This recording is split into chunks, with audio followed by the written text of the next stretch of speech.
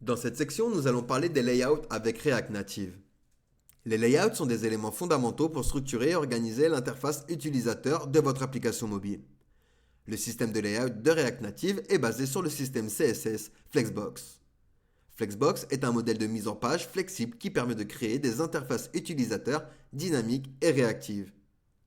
Les layouts sont basés sur des conteneurs flexibles qui utilisent le composant View pour définir des zones de mise en page. Ces conteneurs flexibles s'adaptent automatiquement à la taille de leur contenu et réagissent au changement de taille de l'écran ou de l'appareil.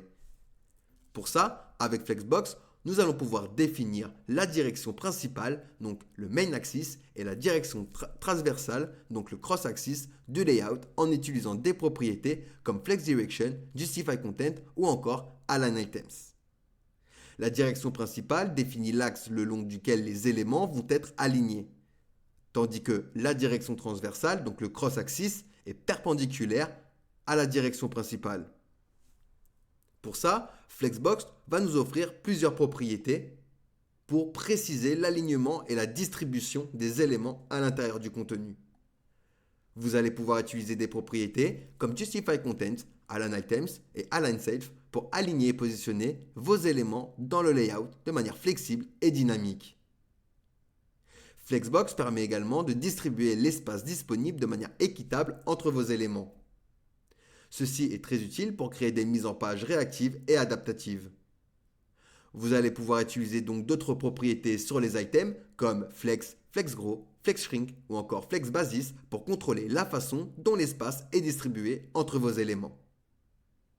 Grâce à Flexbox, les layouts en React Native sont réactifs et s'adaptent automatiquement aux différentes tailles d'écran et d'orientation d'appareil. Vous allez pouvoir utiliser des media queries et des dimensions relatives pour créer des interfaces utilisateurs qui s'ajustent dynamiquement à différentes résolutions et densités d'écran.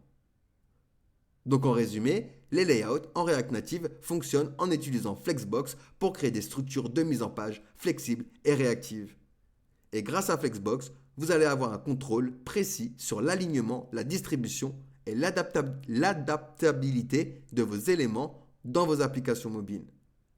Et ceci va faciliter donc la création d'interfaces utilisateurs élégantes et fonctionnelles. De par défaut, lorsque vous utilisez un view, sachez qu'il a déjà automatiquement quelques propriétés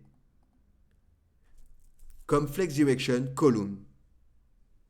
Cette propriété, il l'aura automatiquement par défaut. Donc voilà pour une présentation des layouts. On va pouvoir voir du coup chaque props que l'on peut avoir avec nos composants en React Native.